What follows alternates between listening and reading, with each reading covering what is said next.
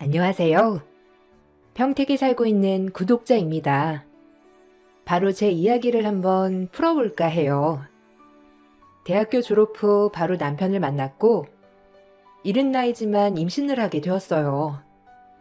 부모님은 이제 막 앞날이 창창한 제가 임신을 하고 결혼을 하겠다고 하자 극도로 반대가 심하셨고, 전 부모님의 뜻을 거스를 수밖에 없었어요.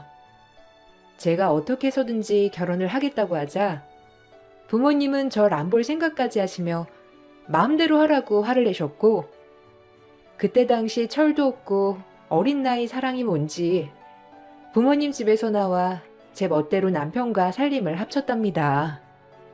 부모님의 마음에 대못을 받고 전 어리석게도 결혼 생활을 이어나가게 되었어요.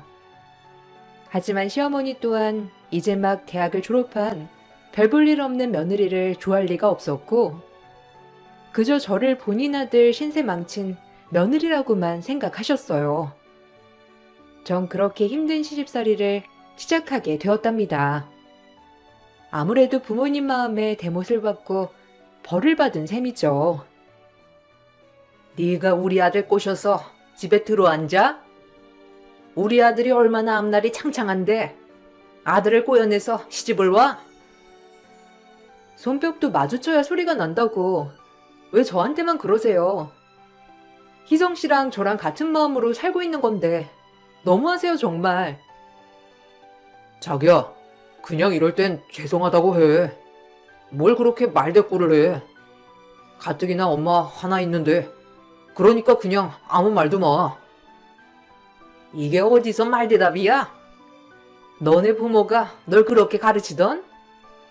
하여간 제대로 된 교육도 못 받고 집에 들어앉았으니 볼 게 뭐가 있어. 너라네 정말 진절머리 난다. 뱃속의 핑계로 우리 아들 신세 망쳤으니 넌 두고두고 우리 집에 희생해. 엄마, 그만해. 뭐 저런 애가 말귀 알아듣겠어? 안 봐도 비디오지. 남자 잘 만나서 신세 피려고 하는 애들 알잖아. 요즘 세상에 여자가 사회에 나가서 활동을 해야지. 어디 남자 하나 믿고 집에 들어앉아? 진짜 웃기는 기집애 아니야? 내가 속상해서. 우리 아들 취직하면 저런 애보다 헐 나은 애들이 줄을 설 텐데 왜 하필 저런 애가 들어앉은 거야? 희성 씨나 저나 뭐가 다르나요? 어머님 눈엔 희성 씨만 귀한 아들 같지만 저 역시도 저희 부모님한텐 귀한 딸이에요. 말이라도 못하면. 하여튼 꼴도 보기 싫으니까 낮엔 거실에 얼씬 놈아. 내가 너만 보면 혈압이 올라 쓰러지기 직전이야. 혼전 임신으로 살림을 합쳐서 그런지 시어머니와 시누이는 절 대놓고 무시했어요. 가진 게 몸뚱이라 몸뚱이 하나 믿고 본인 아들 신세를 망쳤다며 말이죠. 지금 생각하면 정말 못 참을 것 같은데 그때 제 나이 23살, 참 왜 이렇게 당하고 살았는지 정말 어린 시절이라고 생각이 드네요. 남편을 사랑했고 뱃속에 내가 책임져야 하는 아이를 위해서라도 모든 걸 감내하려고 한 결혼 생활이었지만 이따금씩 시어머니의 말도 안 되는 횡포를 견디기란 쉽지 않은 일이었어요. 늘 제 앞에서 저를 모욕하는 언행을 스스럼 없이 하셨거든요. 21세기였지만 전 조선시대를 살아가는 여자라고 해도 가언이 아니었답니다. 어디 저런 애를 들어앉혀? 내가 너 그러라고 대학 보내고 공부시켰는 줄 알아? 네가 취직만 잘하면 저런 애 말고 아주 좋은 여자들이 줄을 쓸 건데 네가 뭐가 모자라서 네 인생을 망치려고 하니? 내가 너 볼 때마다 속상해서 말이 다 안 나온다. 지금이라도 당장 제대 보내고 새 출발해. 애는 네 알 바 아니잖니. 원하면 양육비라도 준다고 하고 끝내 버려. 앞니 크게 내다봐. 조건이라면 저도 그렇게 좋은 조건 아니잖아요. 호르몬이 경제적으로 넉넉한 형편도 아니고 엄마 눈에만 귀하고 잘난 아들이지 남들 눈에는 그렇지 않아요. 그러니까 민주한테 너무 뭐라고 하지 마세요. 민주도 얼마나 귀한 자식인데요. 귀한 자식인데 저렇게 부모랑 절연하고 이 집에 들어와 앉아있냐? 네가 어디가 어때서 남들 눈엔 성에 안 찬다는 거야? 덜 떨어진 놈. 여자 보는 눈이 없어가지고 되겠어? 그래, 포기다 포기. 네가 그렇게까지 하는데 내가 뭘 어쩌겠니? 아휴, 못 살아. 시어머니는 항상 들으라는 식으로 절 무시했고 남편 하나 사랑한 죄로 모든 걸 감내해야 했던 시간들이었죠. 그러던 어느 날 어머님과 시누이가 웬일로 저에게 살갑게 굴며 말을 걸더라고요. 원래가 항상 쌀쌀맞은 분들이라 저에게 이렇게 다정하게 대해준다는 것이 조금 의아하기도 하면서 좋은 마음도 들었지만 그 다정에는 이유가 있는 다정함이었답니다. 올케, 내일 시간 좀 있어? 나 공부하는 거 알지? 다름이 아니라 내일 우리 도우미 아줌마가 갑자기 팔이 부러져서 못 나온다는 거야. 올케가 우리 아들이랑 남편 밥 좀 차려줬으면 하는데 어떻게 생각해? 어차피 올케도 집에만 있잖아. 그래, 너 집에만 있기 심심하기도 할 텐데 가서 좀 도와줘라. 네 시누이 공부하는데 이런저런 신경 쓰면 되겠니? 아, 내일이요? 네, 뭐 시간은 있는데 제가 그렇게 손이 빠르지 못해서 살림이 서툰데 괜찮으시겠어요? 배도 무겁긴 한데. 안 괜찮을 게 뭐야? 살림이야 하면서 느는 거지. 그럼 되는 줄 알게. 내일 우리 아들 학교 끝나고 픽업하고 집에 같이 오면 돼. 아, 그리고 재민이 예민하니까 비 좀 맞춰주고. 내 남편도 퇴근하고 오면 갓 지은 밥 먹어야 하니까 밥상도 부탁할게. 그럼 우리 딸은 다른 거 생각 말고 공부에만 전념하세요. 우리 딸은 법조인이 될 인물이잖아요. 그런 거 전혀 신경 쓰지 마. 결혼을 한 시누이는 로스쿨생이었고 이제 막학기를 남겨둔 학생이었죠. 공부하는 시누이 때문에 시어머니는 늘 그 집의 뒷바라지를 도왔고 그 뒷바라지가 오롯이 저의 몫이 되었어요. 사실 저 역시 집에만 있었기 때문에 도와주는 것은 어려운 일이 아니었고 착한 남편을 생각해서 이 집 식구들과 잘 어울려보고 싶은 마음이었죠. 제가 식구들과 잘 지내야 태어날 우리 아기도 그리고 남편도 다 순탄할 것 같은 마음이 들었거든요. 그렇게 시누이의 집안일을 한두 번 도와주게 되었습니다. 음식 솜씨는 서툴렀지만 조카가 제가 만든 간식과 음식을 참 좋아해 주었어요. 이 모습을 보고 시누이는 저에게 종종 아이를 맡겼는데 그것은 시작에 불과했어요. 처음엔 부탁을, 그 뒤로 명령을 하는 시누이와 시어머니의 행포였거든요. 외숙모가 만든 음식 진짜 맛있어. 그리고 외숙모가 학교에 오니까 완전 다들 젊은 누나 맞다고 되게 부러워했다? 그래? 외숙모가 그렇게 맛있게 음식을 해줬어? 군뱅이도 구르는 재주가 있다더니 참 의외네. 그래 그럼 외숙모 자주 오라고 하자. 어차피 할 일도 없는 외숙모인데 우리 재민이 밥도 차려주고 학원도 픽업해주면 재민이도 좋겠지? 그러라고 해야겠다. 조카가 저를 좋아한다는 이유로 시어머니와 시누이에게 종종 부탁을 받았고 임신 중기까진 괜찮았지만 임신 막달이 되니 남의 집 일을 도와주는 것이 저로서는 너무 힘들었어요.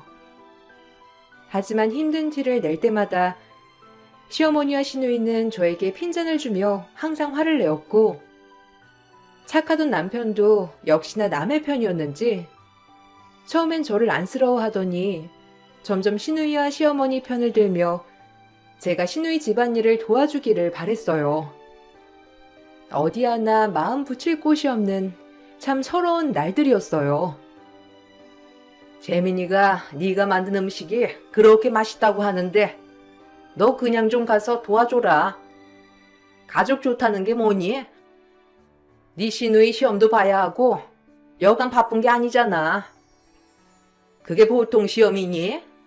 자그마치 우리 집안에서 변호사가 나오는 시험인데 난 허리가 아파서 가보고 싶어도 못 가보니까 네가 가서 좀 집안일도 도와주고 재민이도 봐주고 그래. 너도 맡은 바 역할은 해야지. 그래, 당신이 도와줘. 어차피 당신도 집에만 있기 적적해 했잖아. 이 김에 누나랑도 좀 친해지고 그러면 좀 좋아? 그래, 가족 좋다는 게 뭐야. 올케가 이런 일이라도 해야 우리 집에 걸맞은 며느리가 되는 거 아니겠어?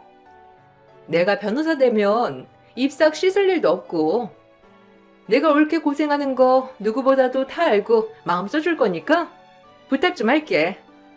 그럼 해주는 걸로 알게. 그래도 제가 매일 도와드리는 건 좀 힘들 것 같아요. 몸도 무거워지고 사실 중기 때까진 괜찮았는데 말기 되니까 힘들어서요. 누구네 안 낳아봤는 줄 알아? 진짜 엄살 떤다. 솔직히 올케 우리 집에서 받아준 것만으로도 감지덕지 아니야? 우리 아니었음 집에서도 쫓겨나서 미혼모 시설에 갈 뻔한 거잖아. 그런데 이 정도도 못해줘? 진짜 야박하다. 이래서 올케한테 정이 안 간다니까. 잔말 말고 재민이 봐줘. 이런 거라도 해야 이 집에 붙어있지. 이런 것도 안 하고 그런 꽁밥 먹으려 있어? 무조건 봐줘야 돼. 몸이 무거워져 매번은 힘들 것 같다고 거절하자 역시나 신우이는 저에게 막말을 하였고 그런 모습을 본 시어머니 또한 혀를 차시며 못마땅하게 생각하셨어요. 전 제 잘못이 아님에도 제가 또 뭘 잘못한 것 같은 마음에 죄책감이 들었죠. 그리고 집에 와 남편이 저를 설득하여 결국엔 신우이 집안일을 도와주기로 했답니다. 남편이 사정사정하며 부탁을 하니 거절할 수가 없었어요.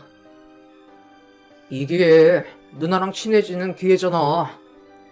가뜩이나 엄마도 너 마음에 안 들어하는데 누나라도 네 편 만들어야지. 우리 아기 태어나면 너처럼 찬밥 신세 만들래? 그래도 이 집 장손이 될 건데 네가 미리 길을 좀 다져놓으면 좋을 거 아니야. 그래도 나 몸도 힘든데 내가 어떻게 매번 재민이를 봐줘. 내 몸 돌보기도 그런데 형님이랑 어머님보다 당신이 더 밉네. 난 당연히 네 편이지. 그런데 이번에 그냥 누나랑 엄마가 부탁하는 거니까 들어달라는 거야. 언제 부탁하시겠어? 부탁이 아니라 명령이던데? 일단 알겠어. 근데 몸이 무거워져서 나도 너무 힘드니까 당신까지 그렇게 동조하진 말아줘. 정 그리하여 신우이의 집안일을 도와주기 시작했고 말이 좋아 도와주는 거지 신우이 집의 가정부나 다름없었어요. 형님은 하다하다 밤중에도 전화가 와 아이를 봐달라며 부탁을 하였고 부탁을 거절하면 큰일이 나는 것처럼 화를 내기 시작했어요. 올케, 난데 나 지금 스터디하러 가야 하니까 재민이 혼자 있거든? 집에 가서 애 좀 봐줘. 애 혼자 있어서 내가 신경 쓰여서 그래. 아, 형님, 저 몸이 안 좋아서 죄송한데 오늘은 못 갈 것 같아요. 혹시 고모부는 늦으시나요? 아님 희성씨 보낼게요. 뭐야? 아니, 그 정도도 못해줘? 남들 다 하는 임신 혼자 하는 것도 아니면서 뭘 그렇게 유난이야? 나이도 어린 게? 그 나이 땐 다 얼마나 팔팔한 줄 알아? 그리고 희성인 취직 준비하랴 바쁜 와중인데 어떻게 애를 봐달라고 해? 네가 좀 봐주란 말이야. 애 하나 봐주는 걸로 더럽게 생색내는 거야 뭐야? 이래서 내가 널 안 좋아한다니까? 무식하게 혼자 임신이나 하고 와서? 형님, 말 다 하셨어요? 아, 기가 막혀. 지금껏 애 봐주고 살림해주고 고마워하진 못할 망정 지금 모욕하시는 거예요? 아, 그래요. 저 혼전 임신해서 이 집안에 들어앉았죠? 그래서 형님이 해준 게 뭔데요? 뭘 그렇게 해주셨길래 저한테 이런 말 하시는 거냐고요? 돌았네. 이게 말을 아주 막 해? 너 엄마한테 다 말해서 가만 안 둘 거야. 네가 나한테 이러고도 우리 집에 붙어 있을 줄 알아? 붙어 있으라고 해도 안 붙어 있을 거네요. 무식하기도 어쩜 이리 무식해? 이런 사람이 무슨 법조인이 된다고. 끊어요. 전화를 참지 못하고 전화를 끊어버렸고, 임신 기간 내내 스트레스를 하도 받은 탓에 결국 8개월 만에 조산을 하였어요. 아기는 너무 작아 인큐베이터 안에 들어가게 되었고, 아이를 낳고 보니 친정 부모님이 너무 생각이 났습니다. 이렇게 날 힘들게 낳으시고 예쁘게 길러주셨는데 내가 정말 부모 마음에 대못을 박았구나 하고 말이에요. 하지만 부모님은 제 출산 소식을 들으시곤 한 걸음에 병원으로 달려와 주셨고 못난 딸 이렇게 용서를 해주셨어요. 처음으로 저희 부모님과 시어머님이 마주하게 되었고 시어머님은 저희 부모님을 보자마자 저에게 하던 것처럼 막말을 해서 친정 부모님은 노발대발 하셨어요. 이렇게 나가서 애 낳고 나니까 속이 후련해? 네 몸을 얼마나 못 챙겼으면 조산을 해. 너 괜찮은 거야? 나쁜 것. 연락도 한 통 안 하고 나가란다고 진짜 나가? 엄마 아빠가 얼마나 그동안 마음을 졸였는데 많이 아팠지 내 딸. 엄마 미안해. 엄마 마음에 상처 남겨서. 그래도 이렇게 와주고 너무 감사해요. 진짜 못난 딸인데 그래도 딸이라고 먼저 손 내밀어줘서 너무 고마워. 내가 더 잘할게. 아이 낳고 보니까 얼마나 엄마 아빠가 희생했는지 알 것 같아. 고마워요. 얼씨구 그 애미의 그 딸이라더만 아주 똑 닮았네. 너 그렇게 신우이한테 버릇없이 나가더니 결국 조산하고 꼴 좋다. 네가 마음보를 그렇게 쓰니까 조산한 거야. 아 딸내미 참 잘 가르쳤어요. 어디 신우이 알기를 개똥으로 알아? 기막혀서 원. 말 다 했어요? 지금 어디서 큰 소리예요? 가뜩이나 힘들게 애 낳아서 마음도 힘든 애 앞에서 그동안 내 딸한테 어떻게 했을지 안 봐도 눈에 화나네요. 너 이런 취급 받고 있었던 거야? 정서방은 뭐하니? 이런데도 가만히나 있고. 이래서 내가 우리 딸 맡길 수나 있겠어? 이보세요. 본인도 딸이 있으면 먼저 몸 걱정부터 해야죠. 어떻게 이런 식으로 무식할 수가 있어? 뭐야? 무식? 이 여편 내가 말 다 했나? 보잘것없는 애 며느리로 받아줬음 고마워해야지 감히 어디라고 큰소리야? 돈도 한 푼 없게 생겨가지고 그 애미나 그 딸이나 딱 봐도 빈대상이네. 아유 속 터져. 우리 아들이 문제가 있어서 이런 애랑 엮여가지고. 시어머니는 저희 엄마에게도 저와 같다며 악을 쓰셨고 저희 엄만 말을 잇지 못했어요. 그리고 태어나는 날 저에게 당장 집으로 가자며 얘기하셨지만 아이 때문에 모든 걸 버리고 엄마와 함께 갈 수가 없었죠. 저도 엄마라고 행복한 가정 속에서 아이를 키우고 싶었거든요. 나 하나 참고 아이에게 한부모 가정을 만들어주고 싶진 않았기 때문이에요. 아마 모든 부모들이 그렇겠죠. 시어머니와 시누이가 밉고 또 미웠지만 그래도 아이를 낳으니 용서하기로 하고 마음을 다잡았죠. 아이를 낳고 친정 부모님과도 다시 왕래가 시작되니 그나마 숨이 트이는 것만 같았어요. 그리고 시간은 흘렀고 시누이는 매번 변호사 시험에서 낙방했고 결국 몇 년이 지나서 변호사가 되었습니다.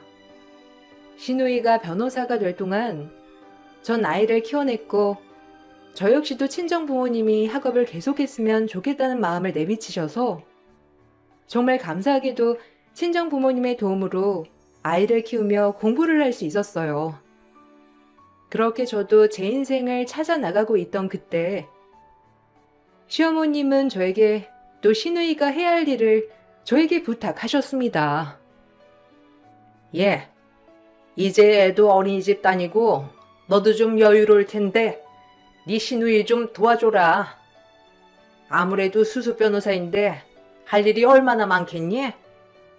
그냥 옆에서 서류나 왔다 갔다 해주면서 도와주면 될 것 같은데. 아무래도 예전에 네가 걔네 집 일 도와준 걸로 걔가 너한테 부탁하는 건 좀 그래 하는 모양이야. 그래서 내가 너한테 대신 얘기하는 거다. 이번엔 그냥 도와달라는 게 아니라 수당도 두둑히 쳐준다고 하니까 좀 도와줘. 어디 그때랑 지금이랑 같니? 그러니까 좋은 마음 먹고 좀 부탁할게. 저도 제 일이 좀 많긴 한데 얼마나 도와드리면 되는데요? 많이는 못 도와드리고 일단 한 2~3살 정도만 가능해요. 그래, 딱이다.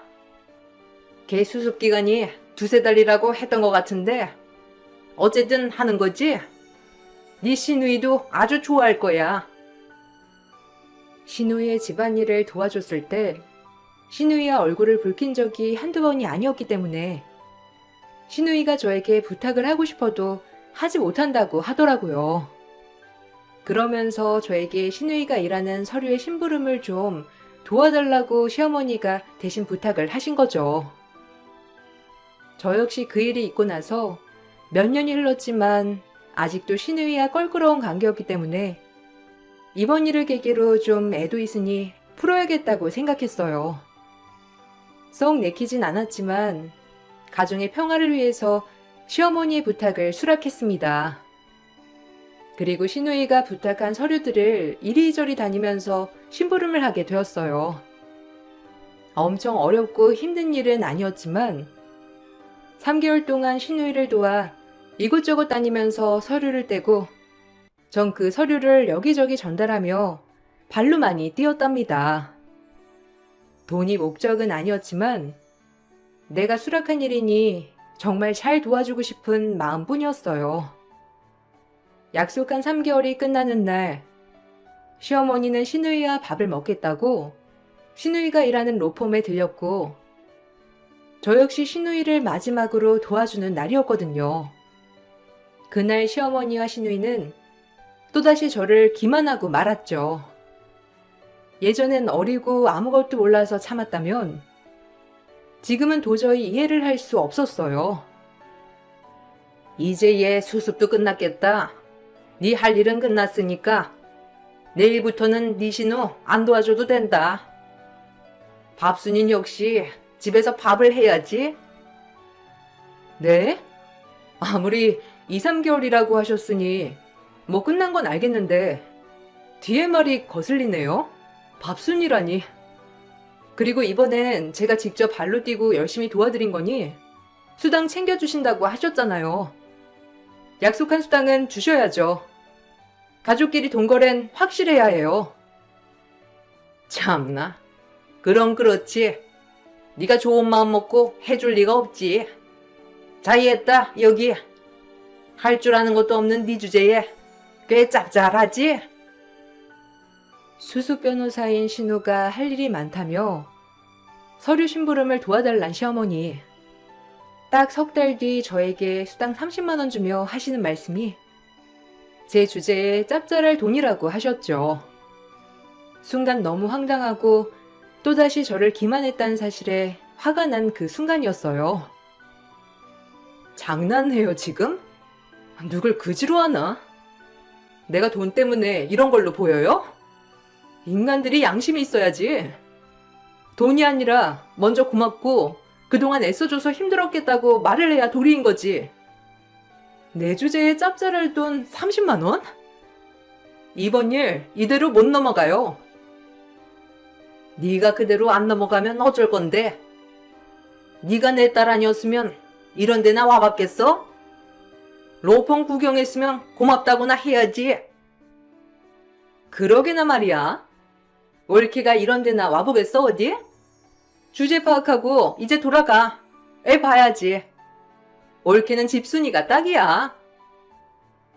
제가 참지 못하겠다고 하자 시어머니와 시누이는 저를 기만하며 멸시하였고 이 모녀를 어떻게 해야 할까 하던 그때 제가 시누이 방 커튼을 치자 순간 사내 인사팀 직원들이 내게 90도 속이며 말을 걸어왔습니다. 그리고 이 얘기를 듣고 모녀는 입이 떡 벌어졌어요. 사실 시누이를 도와줄 때는 거의 마스크와 모자를 많이 쓰고 다녔기 때문에 직원들이 저를 못 알아봤거든요. 대표님, 오셨어요? 미리 말씀을 해주시지. 근데 여기서 뭐 하세요? 이 방은 이제 막 수습딱지 뜬 변호사 방인데. 이 변호사가 지금 저한테 무례를 범하네요. 본인 월급이 누구한테 나가는 줄도 모르고 꼴값 떠는 꼴이란. 어찌해야 할까요? 저 조짜 변호사는 그럼 해고할까요? 대표님이 많이 언짢으시면 바로 그렇게 하겠습니다. 마침 수습이 오늘까지라 딱 오늘 해고하면 별탈 없을 것 같거든요. 대표님이 분부만 하시면 바로 그렇게 일 처리할게요. 말씀만 해주십시오. 네, 잘라주세요.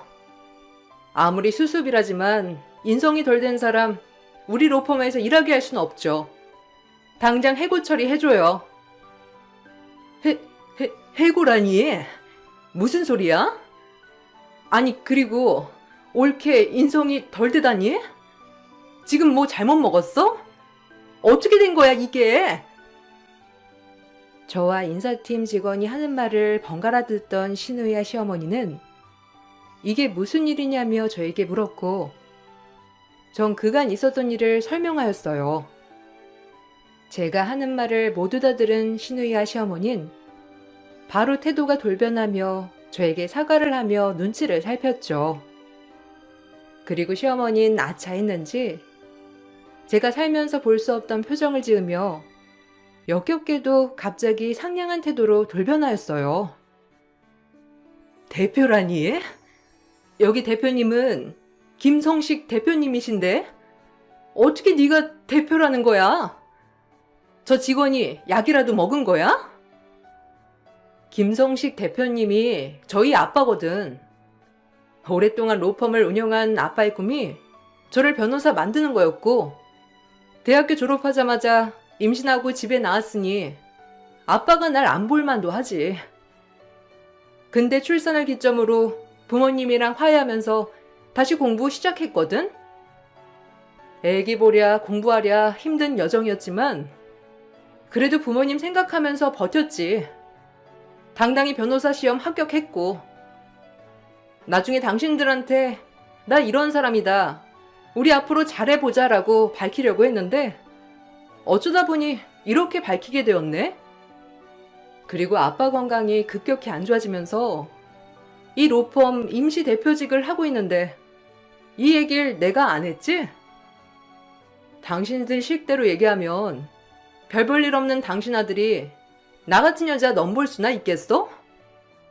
공장 생산직이나 하는 당신 아들 나 같은 변호사 마누라가 가당키나 하냐고. 아니 그럼 네가 변호사란 말이야? 희송이 말론 너 가난한 집 여자이라고 했는데 이게 다 무슨 말이야? 희송씨는 우리 아빠가 로펌 대표인지 몰랐으니까. 나랑 결혼하고 사는데 그게 중요해? 됐고 당신들 인성 이제 다 들통났으니 이 방 빼줘야겠는데 어쩌지? 수습딱지 떼면서 나가게 됐네. 어쩌나? 아마 큰 기업 로펌은 못 갈 거야. 수습하고 쫓겨났다는 거 보면 아무도 안 쓸 거거든. 웬만하면 수습 끝나면 채용을 해주는데 이렇게 바로 쫓겨나니 사람들이 뭐라고 생각하겠어? 아니 올케, 나 아직까지 믿어지지 않는데 좀 얘기 좀 다시 해보자. 그리고 내 동생이랑 살 거면 우리 안 보고 살 수는 없잖아. 아니, 당신 동생이랑도 이혼할 거야. 몇 년 동안 당신들이랑 내 사이에서 한 게 뭐가 있어? 나 힘들 때 위로해 준 건 나 자신이었지. 당신 동생 아니었거든. 이제 다 단판 내보자고. 내가 로펌 대표라니까 갑자기 마음이 바뀌었어? 꼴 좋다 진짜. 전 바로 신우이를 해고시켰고 신우이는 로펌에서 쫓겨났어요. 변호사를 준비하면서 저희 아빠 로펌에 엄청 들어가고 싶어한 걸 알았기 때문에 정말 통쾌한 응징이었죠. 시어머님 본인 딸이 대단한 변호사가 됐다고 동네방네 자랑을 했지만 결국 신우이는 백수가 되었어요. 그마저 일반 로펌에 이력서를 넣었지만 저희 로펌에서 수습만 하고 잘렸다는 게 소문이 나서 다른 로펌에선 쓰지를 않더라고요. 결국 주제도 모르고 이리저리 돈을 끌어다가 개업을 하고 쫄딱 망해 빚을 지고야 말았죠. 변호사 사무실을 차리느라 고모부 몰래 집 담보로 대출을 받아 빚을 진 바람에 어리석게도 남편에게도 이혼을 당했답니다. 네가 좀 봐서 네 시누이 다시 취직 좀 시켜줘라. 얘가 갈 데가 없어. 이 바닥이 좁아서 소문이 났나 봐. 인성 개차반이라고. 그리고 이혼이 웬 말이니? 네 시누이 취직만 하면 다시 재결합 할 수도 있을 건데 어떻게 네가 좀 도와주면 안 될까? 인성 개차반 맞잖아요. 그냥 주제 파악하고 애나 키우라 해요. 아줌마가 도와주면 되겠네. 그리고 희성씨 보고 이혼 도장 안 찍으면 소송 들어갈 거니까 빨리 도장 찍어서 보내라고 해요. 당신들에 비하면 희성씨는 나에게 그렇게 큰 잘못은 하지 않았지만 그동안 내가 힘들고 아플 때 날 외면한 사람이니까 도저히 용서가 안 되거든. 그리고 어차피 희성씨랑 같이 있으면 당신들을 안 볼 수도 없는 거고. 당신 잘난 아들 좋은 여자 만나라고 해야지. 당신이 제일 원하던 거니까. 너 같은 며느리가 어디 있다고. 그리고 너네 사이에 애도 있잖아. 어떻게 그리 무자르듯 잘라내니? 내가 다 사과하마. 이제 와서 참고 살아보려고 했고 더 잘 지내고 싶어서 신우이 심부름 해가면서 관계 회복에 힘썼는데 그때도 당신들은 날 무시하면서 돈 갖다가 멸시했지. 절대 못 참아. 그러니까 그냥 당신들도 이제 내가 하는 대갚음 어디 한번 당해봐. 전 그 이후 남편과 협의 이혼을 했어요. 다행히 저에게 미안했는지 양육권과 친권 모두 넘겨주었고 남편은 절 붙잡지 않았죠. 옆에 있을 때 더 챙겨주지 못하고 그저 제가 참기를 바랐다는 것 인정하면서 그저 미안하다고만 하더라고요. 대신 시어머니는 제가 사과를 받아주지 않자 재산 분할을 요구했고 이혼을 한다고 하니 그제야 본색을 드러냈습니다. 너 그렇게 이혼하고 나갈 거면 재산 분할 해줘야지. 네가 로펌 대표인데 어디 입을 씻으려고 해? 내가 다 주워들었어. 어디서 주워들었길래 개똥 같은 정보로 절 또 화나게 하는지. 참 알다가도 모르겠네요. 제가 대표로 있는 로펌은 임시대표라 내 로펌이 아니어서 재산 분할이 안 되거든요. 그리고 그 이후에 전 재산이 없고요. 다 아빠 엄마 앞으로 되어 있는 걸 어떻게 분할을 하는지. 설사 분할이 된다 하더라도 양심이 있어야지. 어디서 분할을 요구해 뻔뻔하게. 그러니까 당신 자식들이 안 풀리는 거야. 지 딸도 지랑 똑같이 키워가지고 인성이 그 모양이지. 어디 한번 빚 갚으면서 잘 살아봐. 아, 이 바닥에 소문 짱 나서 국선 변호사 하고 싶어도 면접에서 떨어질걸? 변호사는 됐는데 빚은 엄청나고 꼴 좋다. 엄마 왜 그래? 가뜩이나 얘 기분 거슬려서 좋을 게 뭐가 있다고 진짜 이럴 거야? 아니 민주야, 내 말 좀 들어봐. 어차피 지금 착한 척 해봤자 무개념인 거 다 소문났으니까 하던 대로 하셔. 이제 와서 나 생각해준 척 말고. 그냥 이대로 넘어갈까도 했지만 그동안 당한 것도 너무 억울하여 시어머니와 시누이를 상대로 그동안 당한 부당 대우를 토대로 위자료 청구 소송을 했습니다.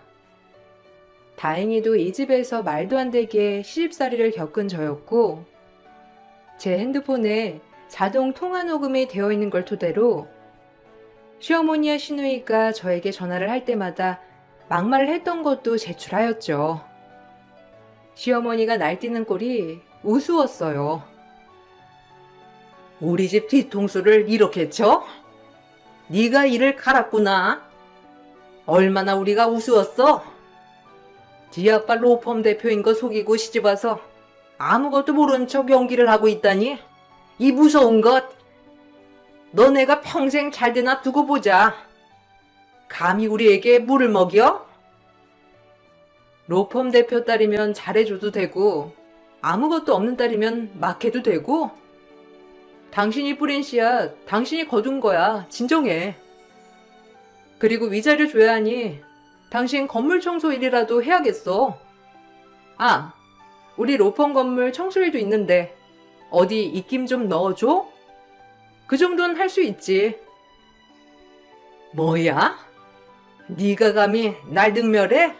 아우, 기가 막혀. 우리 아들 딸 신세 망쳐놓고 어디 한번 잘 되나 볼 거야 내가.